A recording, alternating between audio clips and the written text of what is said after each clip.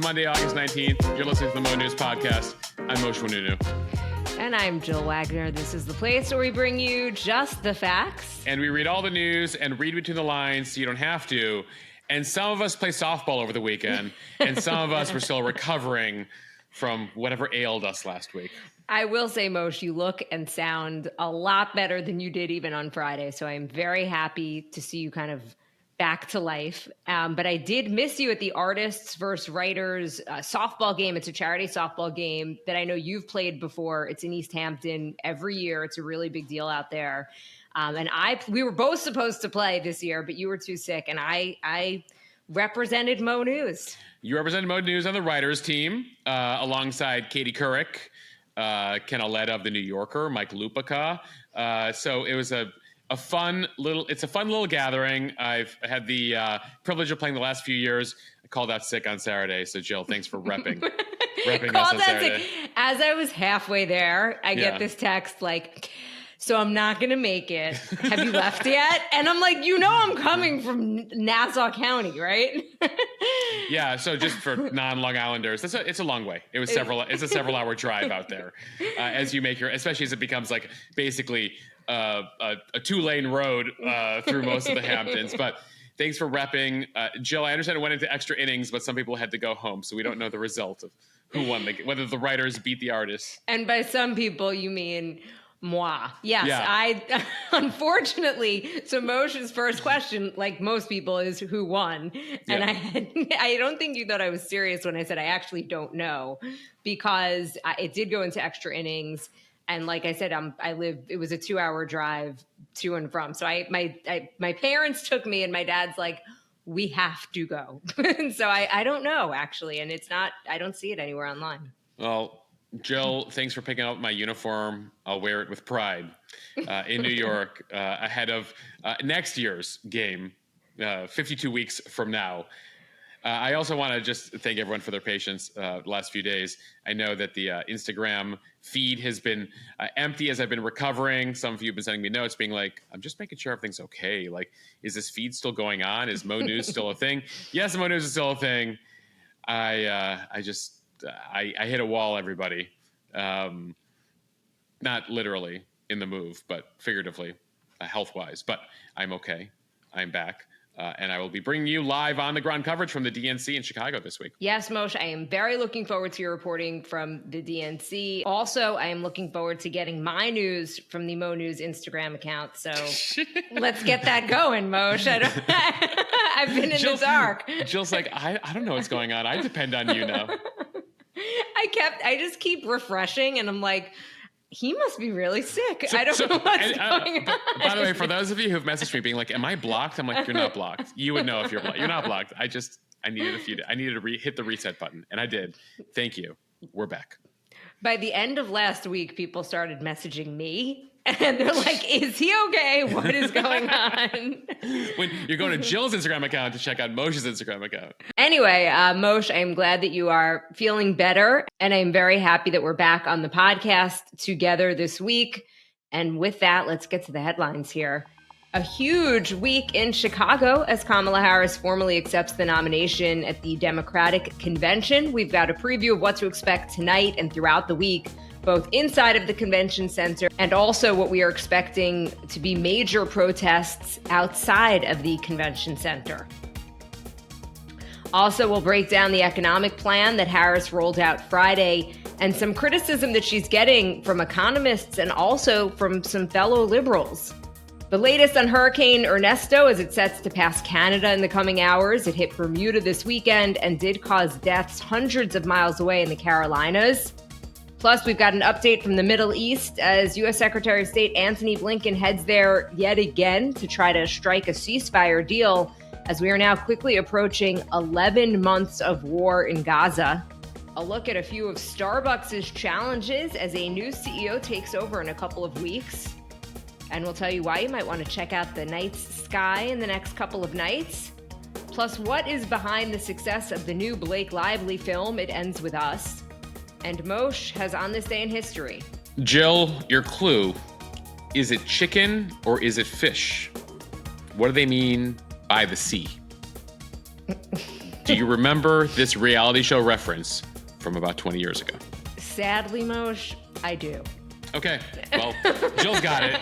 I don't know if the rest of you have, but this is geared towards Gen Xers and some elder millennials. All right, starting with politics, all eyes will be on Chicago this week as Vice President Kamala Harris will formally accept the Democratic nomination 1 month after President Biden's withdrawal from the race. Over the course of 4 days, Democrats will look to capitalize on their base's newfound enthusiasm for the campaign, as polling has shown a surge for Harris to make this a competitive race with former President Trump again.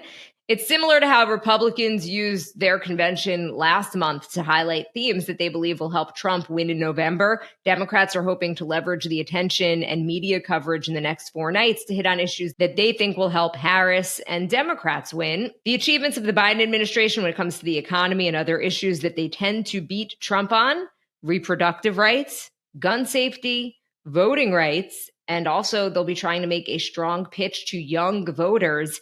An estimated 50,000 people are expected to visit the convention over the week, with dozens of expected speakers, including 3 presidents and 3 first ladies, Joe and Jill Biden, Barack and Michelle Obama, and Bill and Hillary Clinton.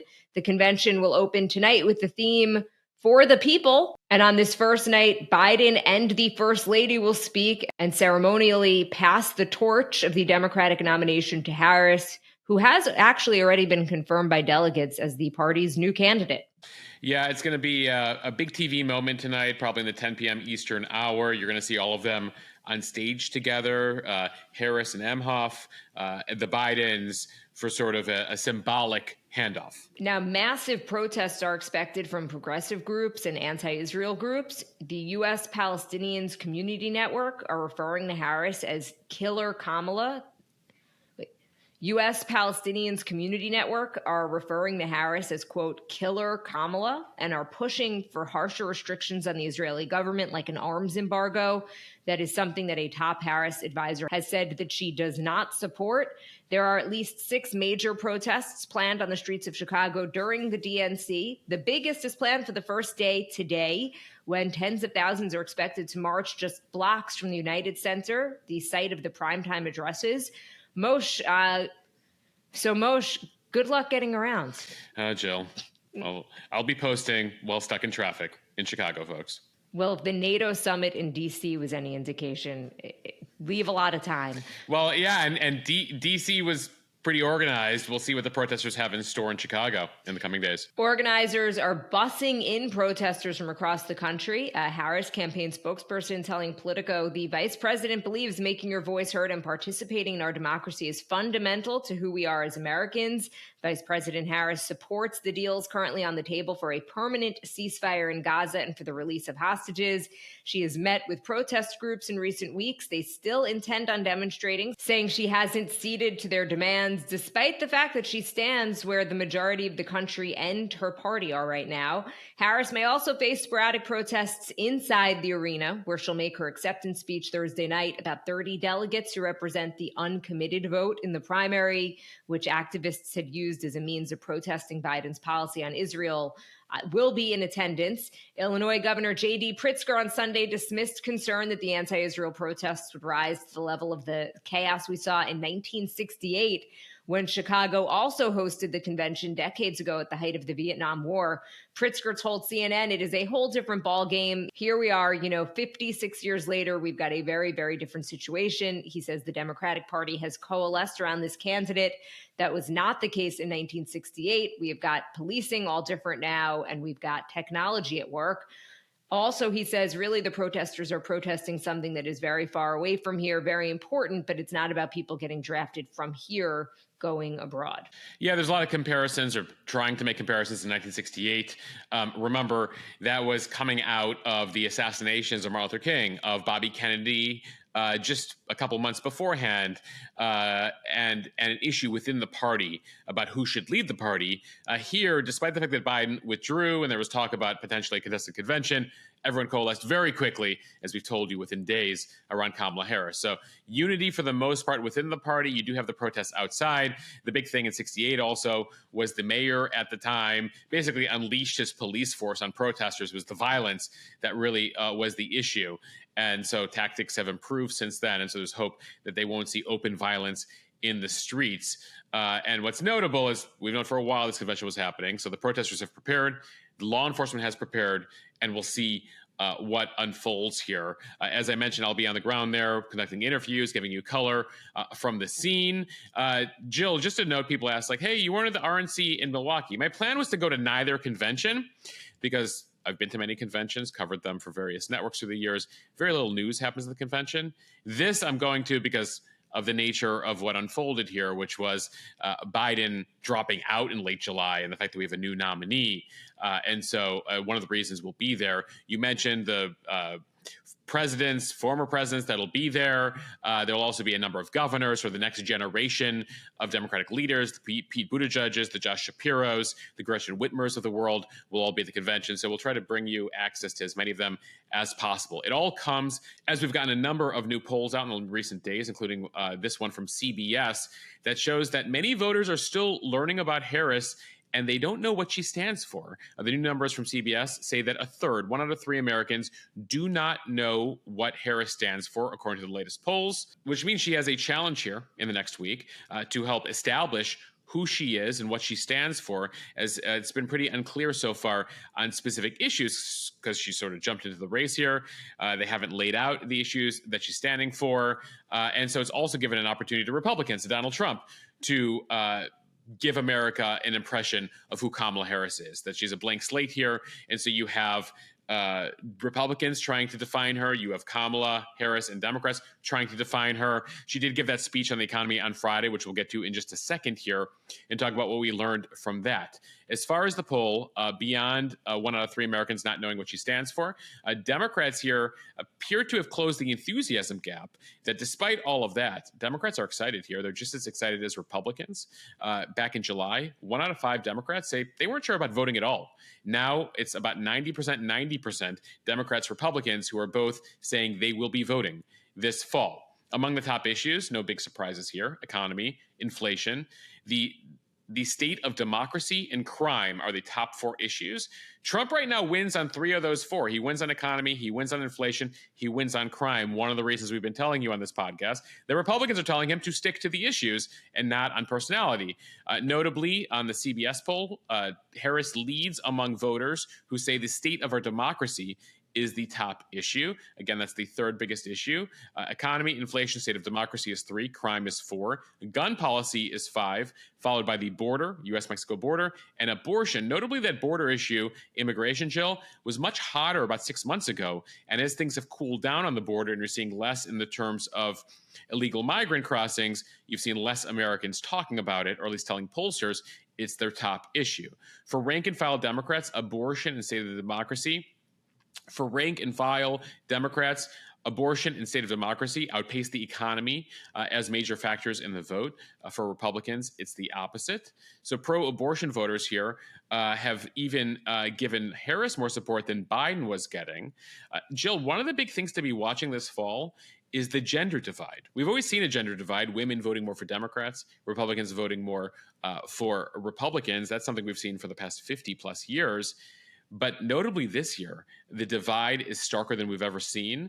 There's a new New York Times Siena poll that was conducted earlier this month from Michigan, Pennsylvania, and Wisconsin, so 3 key states here, a 35-point gender gap. So Trump leads by 14% among men, 52 to 39.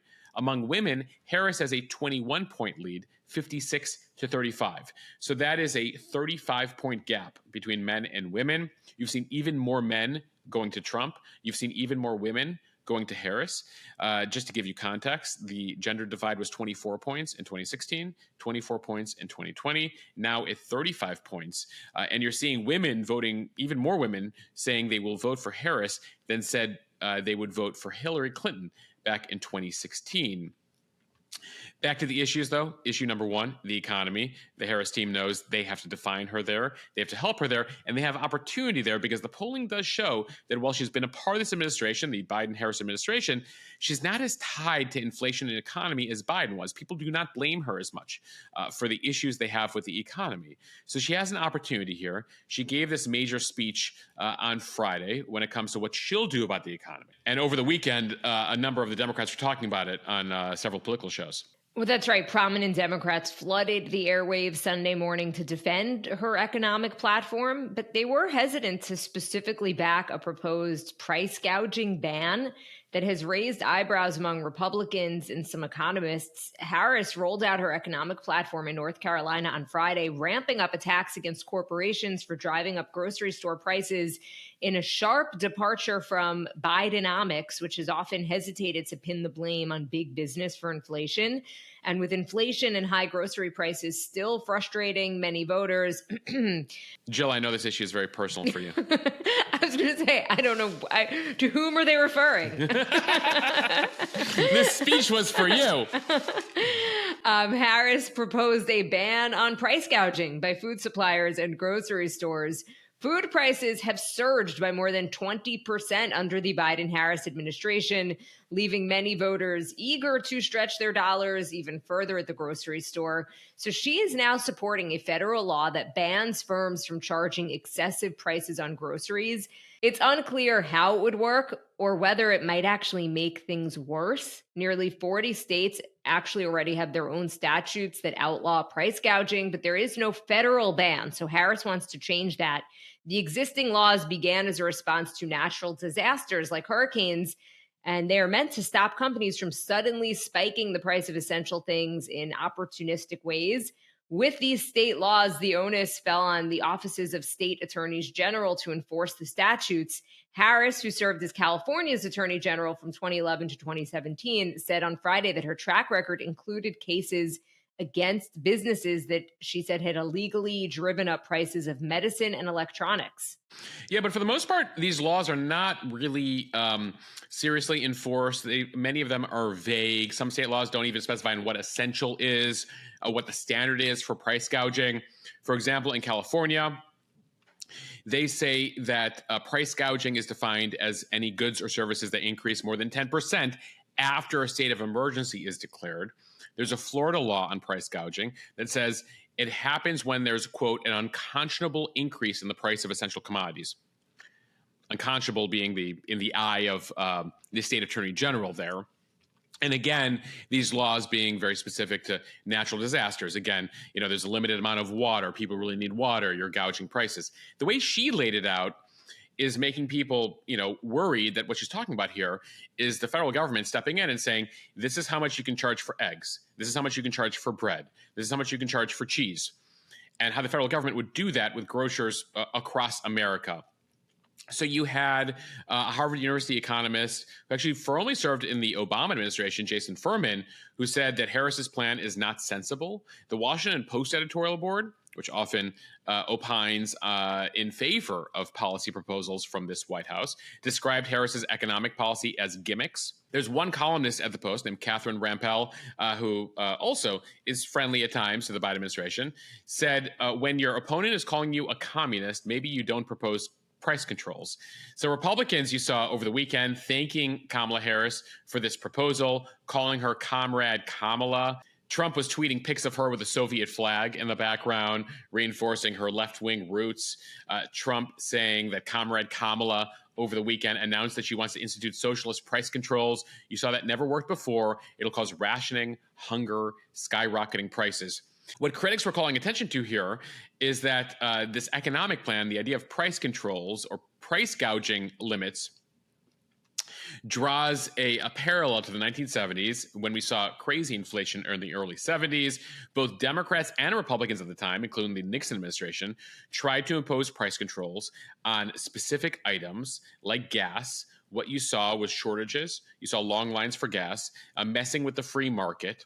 How can the government, again, decide arbitrarily what the price should be of things, on behalf of companies they don't have visibility into? It's why the free market works and why price controls are things that you see in places like Cuba.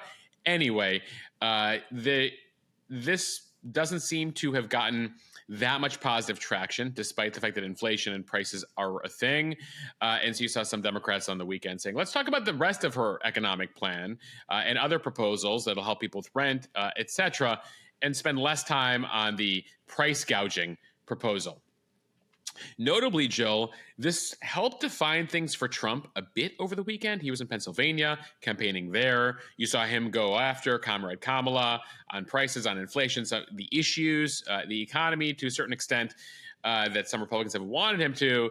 At the same time, it was a 2-hour rally. He jumped all over the place. At one point, he was also talking about how he's better looking than Kamala Harris, that she shouldn't, that they keep making her look like Sophia Loren on magazine covers, that at times he's confused her with Melania in terms of how beautiful she looks on the cover of magazines. Anyway, Trump did his thing over the weekend. The word is they are trying to bring back some people from 2016, his winning campaign, including Corey Lewandowski and some others. Trump is he's feeling nervous right now. And so he's trying to bring back people that were part of a winning campaign in 2016. And they're also looking to find people who will just kind of help him really stay disciplined in this final stretch here. And we should note, debate prep is already happening, Jill. Among those debate prepping include both Donald Trump and Kamala Harris. Kamala Harris was at Howard University last week. Apparently she did debate prep. Playing the role of Donald Trump is Philippe Reines. He's a longtime former advisor to Hillary Clinton. He's played Trump before. He played Trump for Biden. He played Trump for Hillary Clinton. And he's apparently playing the role of Trump here, taking on the role of Trump in debate prep for Kamala Harris. Over in the Trump camp, he has Tulsi Gabbard, the former congresswoman from Hawaii, playing the role of Kamala Harris. Time now for the speed read from Reuters. Hurricane Ernesto knocked out power, downed trees, and flooded parts of Bermuda on Saturday, but the British Island territory appeared to have escaped major injuries or property damage. The Category 1 storm spent about 2 hours over the island on Sunday, unleashing powerful winds and whipping up 35-foot seas, leading to power loss for about 71% of the territory's 36,000 customers. The center of the storm is forecast to approach southeastern Newfoundland and Canada late tonight. It sent powerful swells toward the U.S. East Coast, generating rip currents associated with at least one death and prompting many rescues. A rip current warning extended from Florida to the Boston area and portions of Maine. Yeah, on Saturday, you saw a 41-year-old man who died in a rip current just off of Surf City, North Carolina. There were 2 other men who drowned on Friday in separate incidents off of Hilton Head Island in South Carolina. So there were a lot of warnings over the weekend to stay out of the water. Back to Bermuda, though, for a second. Notable that before today, Jill, it is this island out there off the coast of North Carolina. But since 1850, only 11 of 130 tropical storms have actually come within 100 miles of Bermuda. So it's relatively small. There's always this concern that it'll make landfall. So the fact that it made landfall, pretty big deal, but it is renowned for its infrastructure. Storm surge is not as problematic because it's not low-lying and it has a relatively high elevation. Bermuda, of course, is also a major offshore financial center and a big hub for the reinsurance industry, as in the companies that insure the insurance companies. Fun little fact, though, on Bermuda. The premier there is a guy named David Burt. Jill, I went to college with him. He was the he was the head of student government. He was the president of the Student Association at GW when I was the college newspaper reporter covering student government. And so it's crazy that all these years later, he went on to become the youngest premier in Bermuda history back in 2017. So David Burt running the country. And I first met him when I was a freshman in college, and he was the head of student government. Is he from Bermuda? Yeah, he's from there. He came to school in the U.S. At GW, George Washington University, where he ended up becoming elected student government, where we take student government very seriously. GW is a campus where we impeach our presidents. The student senate's a big deal. People call themselves senators. It's a few blocks from the White House and Capitol Hill. So we tend to have a lot of self-importance there on that campus as students, both as reporters, as members of the media, as student government. Anyway, so I remember him then and have stayed in touch with him. And it's very cool to see the student body president become literally the leader of the country. Well, next time I go to Bermuda, I will look him up and use your name, Moshe. Yeah, be like, hey, Premier Burt. I know Moshe. Can I get through customs quicker? Okay, from the Associated Press, U.S. Secretary of State Antony Blinken will be using his latest diplomatic mission to the Middle East this week since the start of the Israel-Hamas war to once again press for the quick conclusion of a very elusive ceasefire agreement. Blinken arrived in Israel Sunday for his 9th trip in as many months. making a last push to try to reach a deal during talks that will take place in Cairo later this week. Jill, I hope at least he's getting good miles with all these trips, like points for like a free trip somewhere else, because it's been a very challenging few months for him. He'll be meeting with top Israeli officials today before traveling to Egypt on Tuesday.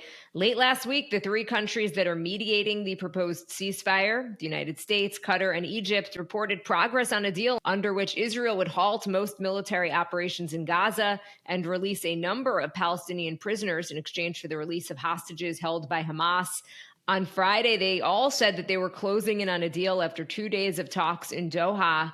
But Hamas has now signaled resistance to what it called new demands by Israel. Yeah, this is effectively the proposal that's been going back and forth since about January. The evolving proposal is a three-phase process in which Hamas would release all hostages abducted during the October 7th attack. In exchange, Israel would withdraw its forces from most of Gaza and release Palestinian prisoners. At issue here is the fact the Israelis want to keep a couple corridors they've created. They want to keep a control of the border between Gaza and Egypt, what's called the Philadelphia corridor. And then they have a separate corridor called the Netzarim corridor that basically splits Gaza in half right now. Based on the experience of October 7th, the Israelis do not trust the fact of giving Hamas, which still exists in a form, full control of the Gaza Strip again. Hamas says no, all the Israeli soldiers need to be out. We don't want them keeping any corridor here. And the U.S. Bridging proposal here still allows the Israelis to keep some control here. The Israelis saying we will not go back to the October 7th boundaries after the experience of that attack. So that's where we're at. Biden, for his part, said on Friday, we're closer than we've ever been. It's something he said before over the last few months. It's not clear here if Blinken will be able to close the deal and whether the Israelis and Hamas here will come to a deal. A lot also hinges on that attack we've been expecting, the counterattack from Iran and Hezbollah after the assassination of a couple of their leaders by the Israelis in the last month. That still has not come to pass. We were thinking it would happen immediately, then we were thinking it would happen last week. And that's something reportedly Hamas is holding off on making any sort of deal until they know what the final response here will be from Iran and Hezbollah. All right, to some business news from the Wall Street Journal. Okay, this was a stat that kind of blew my mind. There are at least 170,000 different ways to customize a Starbucks drink. And the world's biggest coffee chain may have almost as many challenges. Jay-Z once said he had 99 problems. Starbucks has 170,000 ways to customize a drink. And they have a new CEO who has to figure out some solutions to potentially just as many problems. Problem one, the coffee. Okay, it often feels expensive. Cafes get jammed during the morning rush. The app may tell you it's a 7-minute wait for your order, but it stretches into 15 or 20 minutes. And there are plenty of other coffee options, especially in China, which Starbucks has targeted as a key growth market. Plus, the brand often manages to become a culture war punching bag. Incoming chief executive Brian Niccol was hired this week to help fix it all and tamp down a Wall Street rebellion as the company's stock has sagged and activist investors have swooped in. Some of the company's challenges are unique, and some are simply out of their control. Starbucks reported a 6% drop in U.S. orders in the financial quarter that ended on June 30th. The price is part of the problem. Restaurants had to boost prices as wages, ingredients, and other costs became more expensive. And now they're paying for it. Nearly 40% of consumers say they are spending less on eating out. Starbucks is responding with a ton of promotions, pitching buy one, get one deals and other offers, often through the app. The deals aim to help improve consumers' perception of Starbucks value, but the company is also striving to maintain profits.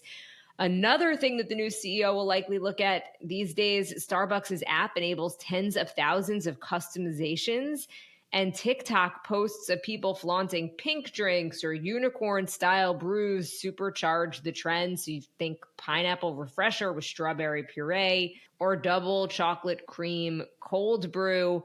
Moshe, I am not a big Starbucks person. I actually don't love the taste of Starbucks coffee. My daughter, who I occasionally allow to watch YouTube, follows this YouTuber who makes some pink drink. So I took her to Starbucks, and against everything I stand for, I had to say to the barista, like, do you know the pink drink that Salish, the YouTuber, drinks? And he was like, I have no idea what you're talking about. So then I had to Google it, and it existed. So I was able to kind of walk him through it.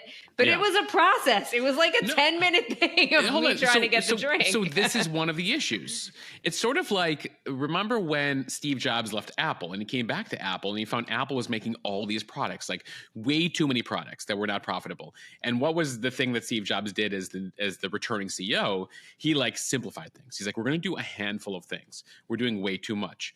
So now you have TikTok, which is like supercharged, like these pink drinks and the unicorn beverages and the pineapple refresher and the double chocolate cold brew and all these various drinks. Well, first of all, it's frustrated baristas who are like, stop it with all these customizations. It's back things up. So people who are just like looking for basic things like get me a black coffee, get me like a latte, you know, like the basics. As to what Starbucks was, you know, years ago, they're waiting longer and longer because these Gen Zers, no blame Gen Z, but partial blame Gen Z, are coming in with all these like customized beverages, partially for TikTok purposes or Instagram purposes. So, you know, they're going to have to figure out, are they going to have to cut down on customizations? They have to limit what they allow people to do. And so the company right now is looking at updating store routines, procedures, aiming to better triage drink orders here. Part of the issue with the app is that you get prioritized. So the in-store people are waiting behind the people who've ordered via the app. Per what you said about timing, in New York City, it's a major issue. In fact, the union that represents a number of the store workers at Starbucks have called on the company to turn off mobile ordering when it's running certain promotions, saying it's creating a backlog. You're also getting that alert saying it'll be ready in 7 minutes. It's not ready in 20 minutes or 25 minutes because your daughter ordered her drink. And so these are among the challenges that Brian Niccol, the incoming CEO, he takes over in just a couple of weeks in September.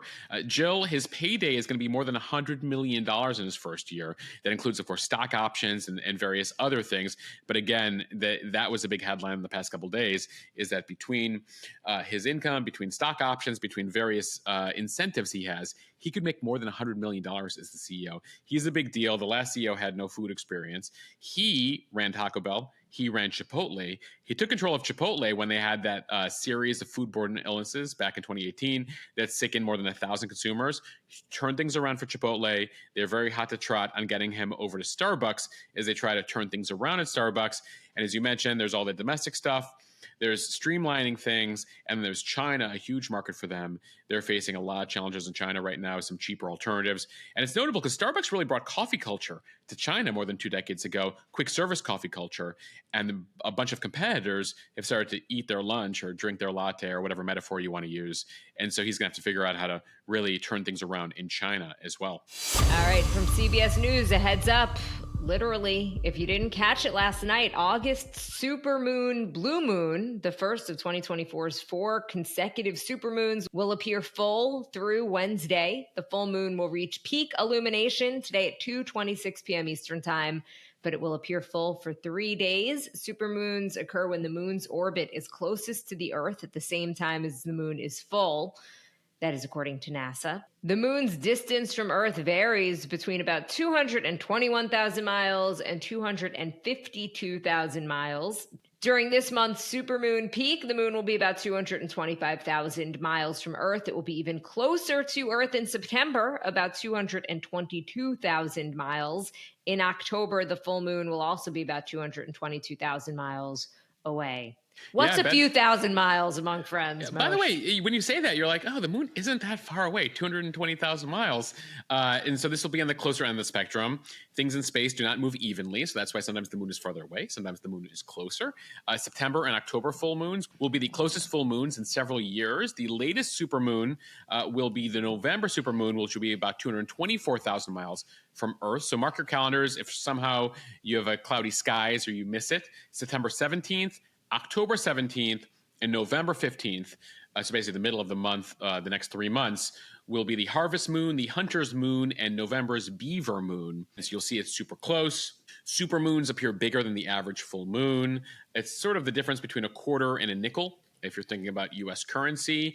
They're also about 16% brighter than an average moon. So check out there. Look at the moon. There's a lot of good music to accompany the moon, Jill. It's time for a moon dance. It's a marvelous night for a moon dance. Yeah, there is. Yeah. When the moon hits your star, when the moon hits your eye like a big pizza pie. It's Simone. Finally, Moshe, this story from Puck before we officially go off the rails here.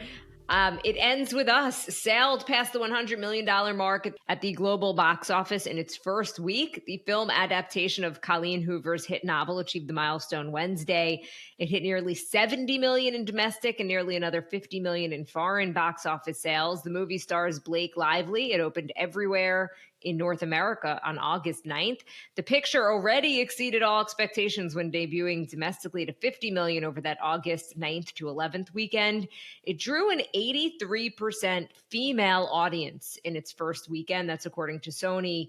And while that shouldn't be a surprise, female-focused films have become an endangered species in recent years. Puck's Scott Mendelson writing, quote, "The romantic comedies, melodramas, and cat and mouse thrillers that once provided starring vehicles for Sandra Bullock, Julia Roberts, and Ashley Judd have since famously gone the way of the Western. The romantic comedy has declined to such an extent that Amy Schumer's Trainwreck in 2015 was successfully sold as the last of a dying breed." They said this was the end of the so-called chick flick back in the day, the romantic comedies, etc. But what we're seeing is recent data suggests that there was an illogic, that it was a bad strategy to sunset this genre. Half of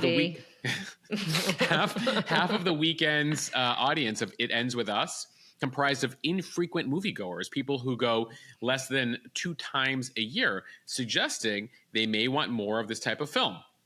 Of course, we told you about the success of Barbie. We told you the success about the Taylor Swift Eras Tour in theaters, the Mean Girls musical, Inside Out 2. It Ends With Us is just the latest. And It Ends With Us is just the latest here to suggest that Hollywood would be wise to revisit its conventional wisdom and actually invest in female audiences. But there is a big chicken or the egg question here. Did this weekend's infrequent moviegoers stop showing up because Hollywood stopped making those films? Or did Hollywood stop making them because they weren't going to those films? But it appears here, at least in the past couple of years, with these recent examples, that they might want to reconsider this strategy. A reminder that Barbie last year earned $1.4 billion, and it wasn't an action film. The action films tend to be the only films left being sent to theaters these days, and this was not an action fantasy franchise flick. And so it'll be interesting to see whether the studios look at this now and say, hey, maybe we should reconsider this genre. It's felt like everything in that genre has just gone straight to streaming, even some films. But I, for one, miss a good rom-com. I mean, not that It Ends With Us is a rom-com or necessarily a chick flick. It's much more serious heavy. than that. Yeah, no, it's like a heavy film. Yeah. And of course, there's a lot of off-screen drama between Blake Lively and Justin Baldoni, who's the co-star. Right, and so perhaps that might drove be helping the interest here. But I don't know. I think short of Oppenheimer and Barbie, I can't think of anything that has brought me to the theater for myself that I didn't go to bring my daughter. We should make a point here that we turn to Puck for this analysis. Puck puts out a bunch of newsletters on everything from Hollywood to politics to Wall Street. I've been a subscriber of theirs for a while. It's something we have in common here with CEOs, movie moguls, folks at the White House. All of them are reading Puck. Puck is a partner of ours here at Mo News. They have multiple smart newsletters. Again, the inside story of Silicon Valley, Hollywood, fashion, sports, Washington, Wall Street. I know a number of the reporters there look to them for a scoop. We actually have a special interview podcast out today with 2 Puck writers over at the convention, John Heilemann and Peter Hamby, talking all things politics. So while you might get your headlines here for analysis, for extra scoops, for the deep dive into a variety of issues, check out Puck. Again, not just politics, but on a variety of subjects. Listeners of our podcast get a special deal over at Puck. Head over to puck.news, puck.news/Mo News to receive 20% off your first year when you start a Puck membership. Again, puck.news/Mo News to check out our good friends over at Puck. All right, finally here we end with On This Day in History. We begin with a happy 78th birthday to a man who was born as William Jefferson Blythe III in a town called Hope, Arkansas. Jill, sound familiar? I believe that is a Mr. Bill Clinton. It is. He was born, though, William Jefferson Blythe. He would go on to become president in 1992, but under the last name Clinton. His father actually died in a car accident before he was born, so young Bill would take on the name of his stepfather, Roger Clinton. So hence William Jefferson Clinton. Fun fact, 3 presidents born in the summer of 1946, Clinton being the last in August of 46. But in a 10-week period, we had Trump born in June of 46, George W. Bush born in July of 46, and Bill Clinton born in August of 46. So the summer of 3 American presidents. Notably, Clinton left office 23 years ago, Bush left office 15 years ago, and Trump, born that same summer, still running for another term. All of them the same age.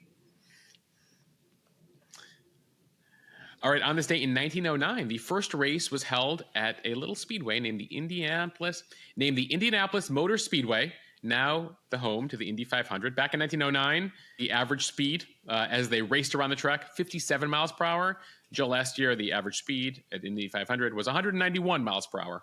And a little international history. On this day in 1953, the Iranian military, with the support and assistance of the U.S. government, overthrew the democratically elected government of Premier Mohammad Mossadegh in Iran, reinstating the Shah of Iran, a close ally of the West. The concern was that Mossadegh was going to go communist. So the U.S. intervened. There was a time in the 50s and 60s, the U.S. was intervening left and right, helping to assassinate, in some cases, leaders, overthrowing leaders. Of course, the Shah's rule would last a couple decades there, and with the Iranian Revolution, the religious revolution, bringing to power the current regime, the Islamic regime in Iran.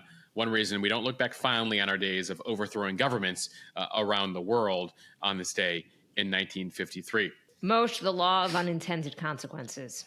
All right, some pop culture history here. Jill, we begin on this day in 2003 with a little reality show clip. All right, Jill, you knew it from the clue.